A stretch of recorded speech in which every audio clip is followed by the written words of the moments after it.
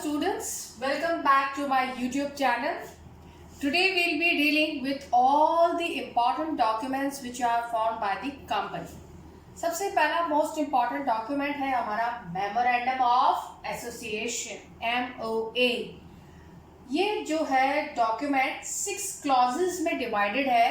Number 1 is your name clause, second is your situation clause, third is your object clause, fourth is your liability clause, fifth is your capital clause, and sixth is your association clause. This document is the most important document made by the company. It is the charter of the company. इसे doctrine of outdoor management भी बोला जाता है. Why? Because all the outsiders dealing with the company, that is the creditors, suppliers, all the third parties dealing with the company, they get all the important information regarding the company through this particular document. और इस document में time to time हम alteration भी कर सकते हैं. तो company का क्या स्कोप ऑफ ऑपरेशन है, क्या पावर्स है, क्या ऑब्जेक्टिव्स है, वो सब के सब इस पर्टिकुलर डॉक्यूमेंट में दिए गए हैं. तो सबसे पहले क्लॉज पर हम आते हैं, नेम क्लॉज. ये क्लॉज क्या बोलता है? This clause specifies the name of the company. See, and it says that the name of the company is not similar to any other name of any other company. Company के नाम के साथ word cooperative नहीं जुड़ा गया है. अगर private company है तो प्राइवेट कंपनी के साथ वर्ड प्राइवेट लिमिटेड जोड़ा गया है, और पब्लिक कंपनी है तो पब्लिक कंपनी के नाम के साथ वर्ड लिमिटेड ज्वाइन किया गया. और कंपनी का नाम ऐसा कुछ भी नहीं बता रहा है which shows any type of connection with the government. Keeping these points in mind, the name of the company has been decided and the approval for that name is taken by the registrar of the company. अब इस clause में alteration करना है तो possible है. Alteration करने के लिए हमें स्पेशल रेजोल्यूशन पास करना पड़ेगा along with the written approval of central government. Now you people must be getting confused. What do you mean by special resolution? Again and again here I will be using 3 words: ordinary resolution, special resolution, unanimous resolution. मैं आपको तीनों words का मतलब समझा देती हूँ.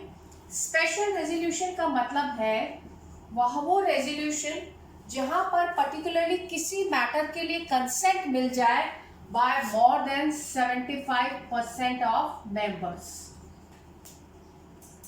Ordinary resolution means किसी बात के लिए more than 50% of the members अगर consent दे देते हैं तो वो resolution हो जाएगा ordinary resolution.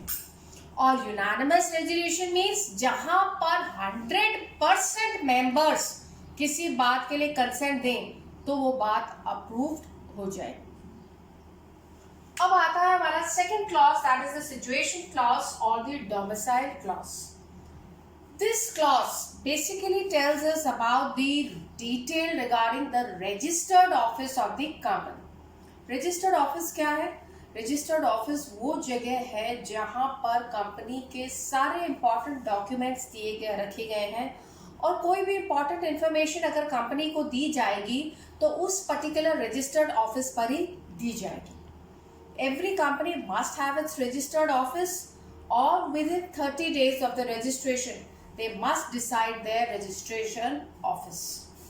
इस क्लॉज में भी हम चेंजेस कर सकते हैं. मान लीजिए आप अपना रजिस्टर्ड ऑफिस चेंज कर रहे हैं, तो इस केस में मान लीजिए अगर रजिस्टर्ड ऑफिस एक लोकेलिटी से दूसरी लोकेलिटी में जा रहा है तो इस केस में ऑर्डिनरी रेजोल्यूशन पास करने की जरूरत है. For example, I am changing my registered office from Shastri Nagar to Chopasni Board, CHB. तो definitely ordinary resolution will work out. अगर कंपनी अपना रजिस्टर्ड ऑफिस एक टाउन से दूसरे टाउन में चेंज कर रही है तो इस केस में ऑर्डिनरी स्पेशल रेजोल्यूशन पास करने की जरूरत है.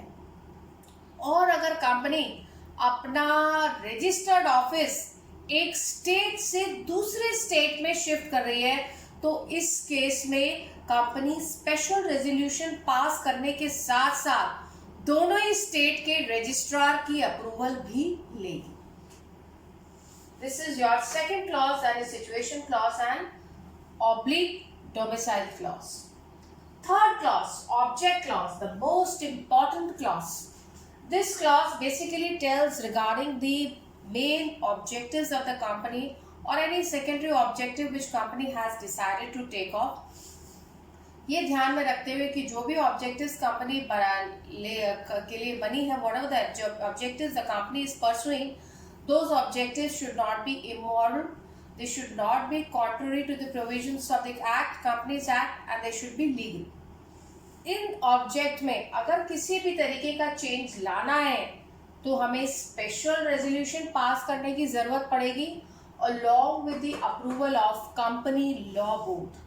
Then only the changes in this clause can be made, which is the third clause of the memorandum of association. चौथा क्लॉज आता है हमारा liability clause. ये हम पहले भी डिस्कस कर चुके हैं that liability of the members of the company, members of the company means the share holders of the company is limited. और लिमिटेड किस एक्सटेंट तक, मैंने आपको बताया था, to the amount which is unpaid on the shares और to the amount of guarantee. Unpaid means किसी ने शेयर कितने खरीदे हैं कंपनी के, मान लीजिए किसी ने 1000 शेयर खरीदे हैं कंपनी के at the rate of ₹10. So that means the amount due from him is 10,000. अभी तक वो 6 रुपए के हिसाब से कंपनी को पे कर चुका है, तो दैट मीन्स 6000 पे कर चुका है. तो इस केस में amount unpaid of the shares would be 4000. किसी भी पर्सन की यहाँ पर पर्सनल प्रॉपर्टी को यूज करके बिजनेस के डेब्ट्स का पेमेंट नहीं किया जाएगा. और गारंटीड अमाउंट, कुछ कंपनीज ऐसी होती है which are limited by guarantee. In that case the share holders can be called up to the guaranteed amount. इस क्लॉज में चेंज करना सबसे डिफिकल्ट टास्क है. For this a unanimous resolution is required to be passed. Unanimous resolution means कम यहाँ पर 100% members उस बात के लिए कंसेंट देंगे तो ही लायबिलिटी क्लॉज में चेंजेस दिए जा सकते हैं. दूसरा हमारा आता है, next is your capital clause. Capital clause is a clause which gives the details regarding the authorised capital of the company. Authorised capital means the maximum amount of capital which the company can raise. और इस clause में भी अगर कोई changes लाने हैं तो special resolution pass करने की जरूरत है along with the approval of company law board. और आखिरी का हमारा क्लॉज आता है association clause. Another name for the association clause is your subscription clause. इस क्लॉज में किसी भी तरीके के चेंजेस नहीं किए जा सकते. No changes, no alteration can be introduced in this clause. And this clause basically contains the declaration made by the directors of the company. Company के डायरेक्टर्स जो कि अग्री करते हैं कि हमने कंपनी के मैनेजमेंट की जिम्मेदारी लेने की अग्रीमेंट दिया है और हमने कंपनी के क्वालिफिकेशन शेयर्स लिए. We the directors of the companies have agreed to take up the responsibilities of the company and we have also taken up the qualification shares of the company.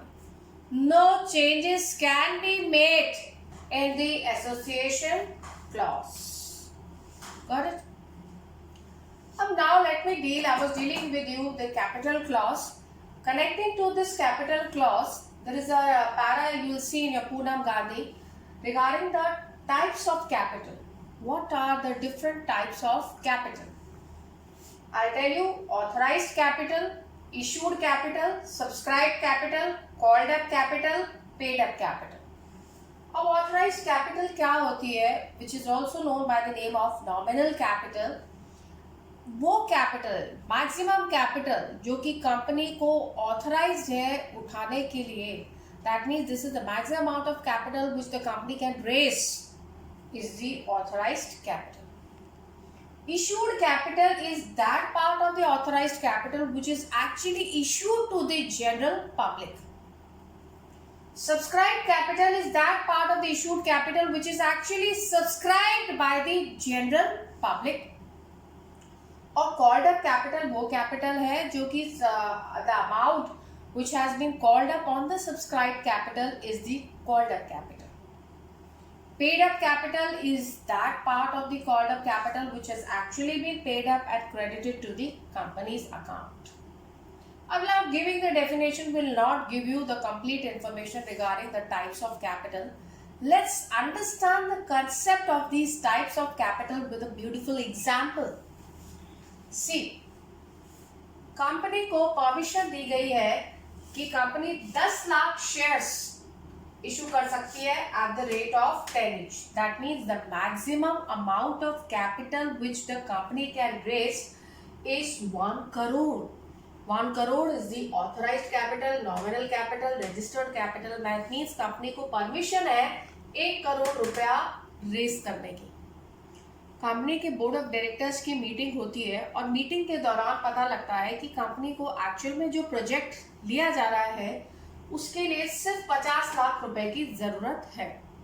That means the company in such situation will issue 5 lakh shares at 10 each. तो that means अभी तक आज की date में company कितने shares 50 lakh रुपए issue कर चुकी है and unissued capital will be 50 lakhs. अब जरूरी नहीं है कि कंपनी ने जितने शेयर्स इशू किए उतने के उतने शेयर्स जनरल पब्लिक ने सब्सक्राइब कर लिया, खरीद लिए. दैट मीन्स मान लीजिए 5 लाख शेयर्स अगर कंपनी ने इशू किए हैं और उसमें से जनरल पब्लिक ने सिर्फ 4,80,000 शेयर्स अभी तक खरीदे हैं. That means 4,80,000 shares at the 10 each will be the subscribed capital और 20,000 शेयर्स जो कंपनी के शेयर मार्केट में नहीं बिके वो हो जाएगी हमारी अनसब्सक्राइब कैपिटल. अब आप देखिए जब कोई शेयर बिकता है तो उसका पूरा का पूरा पैसा एक साथ नहीं मंगाया जाता. नीचे इधर फोकस करिए, देखिए मान लीजिए मैंने 10 रुपए का शेयर बेचा. उस पर जब एप्लीकेशन के वक्त मैंने पर्सन से 3 रुपए मंगाए. जब शेयर मैंने उसे अलॉट कर दिए तब 5 रुपए मंगाए और फर्स्ट कॉल पर मैंने उससे 2 रुपए मंगाए. तो मैंने 10 रुपए को 3 हिस्सों के टुकड़ों में बांट दिया. अब कॉल्ड अप कैपिटल यूजुअली जब शेयर होल्डर को शेयर अलॉट हो जाता है तो कंपनी एक्सपेक्ट करती है कि अलॉटमेंट तक का पैसा कंपनी के पास आ जाए. Here if we talk about 3 rupees on application, 5 rupees in allotment, that means the company expects that the 8 rupees should come in the hand of the company till the time of allotment. तो company ने कितने call कर दिए? Called up capital is 4,80,000 पर 8 rupees के हिसाब से देखें तो कॉल्ड अप, और अभी तक जो बाकी है बुलाना 2 rupees will be the uncalled capital. 4,80,000 shares at 2 each. अब जरूरी नहीं है कि कंपनी ने 8 रुपए के हिसाब से कॉल किया है तो सारे के सारे शेयर होल्डर्स पूरा का पूरा पैसा दे दें. मान लीजिए 4,80,000 शेयर्स में से सिर्फ 4,70,000 शेयर्स ऐसे हैं जिन्होंने 8 रुपीज के हिसाब से कंपनी को पेमेंट कर दिया है और 10,000 share holders 4,80,000 minus 4,70,000 that is 10,000 share holders ऐसे हैं जिन्होंने सिर्फ और सिर्फ अभी तक एप्लीकेशन का ही पैसा दिया है. That means 10,000 shares at the 3 each. That means the amount which is paid by the company 4,70,000 shares पर 8 रुपीज के हिसाब से और 10,000 शेयर्स पर सिर्फ 3 रुपीज के हिसाब से. जबकि इन 10,000 शेयर होल्डर्स को अलॉटमेंट का भी पैसा दे देना चाहिए था. तो ये पैसा जो उन्होंने अभी तक नहीं दिया है, 10,000 शेयर्स पे 5 रुपीज के हिसाब से उन्होंने पेमेंट नहीं किया है, that amount will be the unpaid capital. Got my point? I hope the types of capital are clear with this example. Now let's come to the next document, Articles of Association. Second important document now is your Articles of Association. इस document को doctrine of indoor management भी बोला जाता है because this document is giving you the details regarding the bylaws of the company. Bylaws of the company means the rules regarding the internal management of the company. किसी भी outsiders को इस document में interest नहीं रहता because ये जो document है basically it is describing the relationship between the members of the company and the company. So it is dealing with all the internal affairs of the company.